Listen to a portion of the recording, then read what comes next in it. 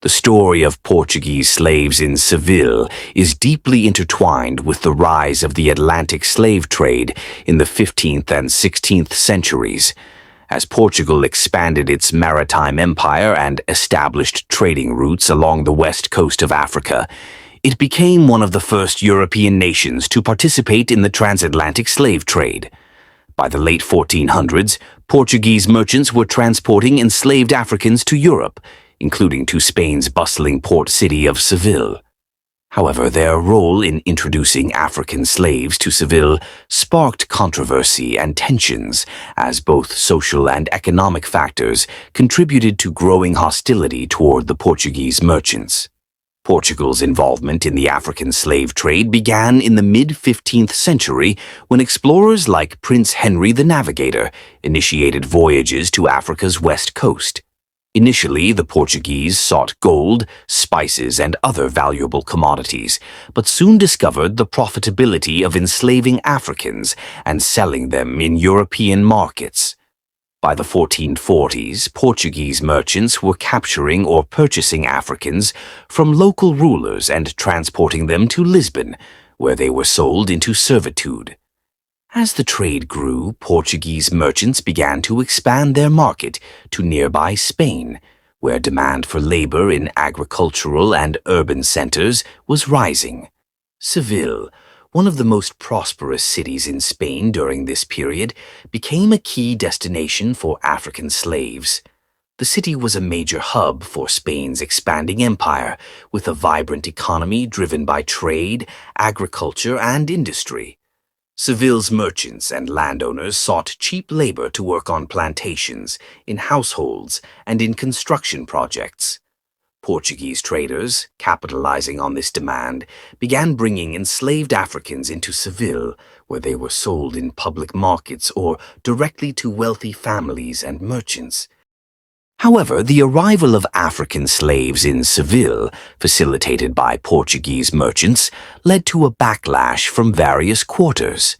The Spanish monarchy had long been engaged in its own conflicts with Muslim rulers in North Africa, and the influx of African slaves was seen by some as a threat to Spain's Christian identity. There were fears that African slaves, many of whom were Muslim or held non-Christian beliefs, would undermine religious orthodoxy in Spain, which was already undergoing the consolidation of Catholic power through the Reconquista and the early stages of the Inquisition. This created tension between the Portuguese merchants, many of whom were seen as profiteering outsiders, and the local population. Economically, the presence of Portuguese merchants and African slaves in Seville also stirred resentment among local merchants and laborers. Portuguese traders were viewed as competitors, taking advantage of Spain's growing economy and siphoning profits away from native Spaniards. The introduction of African slaves posed another challenge to the local workforce, as the reliance on cheap slave labor threatened the livelihoods of free Spanish laborers, particularly in agricultural sectors where wages were already low. The resentment toward the Portuguese merchants grew as they were seen not only as foreign intruders, but also as agents of economic disruption. Tensions between the Portuguese and the local population in Seville occasionally erupted into violence. Portuguese merchants were targeted in riots and assaults, accused of driving down wages and bringing in unwanted foreign elements. The influx of African slaves became a focal point for these hostilities, as the sight of enslaved Africans in public spaces sparked moral outrage and fear among certain segments of the population. Some residents of Seville also feared the possibility of slave uprisings, a concern fueled by Spain's own recent history with rebellions by conquered peoples during the Reconquista.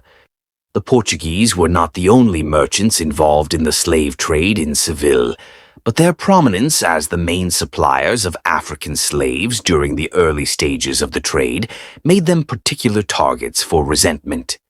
Efforts to regulate or limit the trade in African slaves were sporadic and largely ineffective, as the demand for labor continued to grow and profits from the trade were substantial. Portuguese merchants, backed by their government and the powerful trading networks they had established, were able to maintain their role in the trade despite local opposition.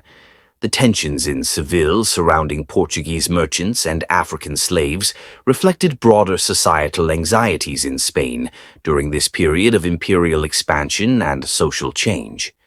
The African slave trade introduced new racial and cultural dynamics into Spanish society, contributing to the complex fabric of colonial exploitation, religious tension, and economic competition that defined early modern Europe. While the Portuguese merchants faced hostility in Seville, their role in the burgeoning Atlantic slave trade would only grow in the decades to come as the transatlantic economy expanded, and European powers, including Spain, became more deeply entangled in the system of slavery. In the centuries that followed, Seville would continue to be a major player in the transatlantic economy, and the legacy of the African slave trade would leave lasting impacts on the city's demographic, economic, and cultural landscape. The story of Portuguese slaves in Seville is thus part of a larger narrative of the rise of European colonialism, the exploitation of African labor, and the tensions that arose from the intersection of foreign trade and local economies.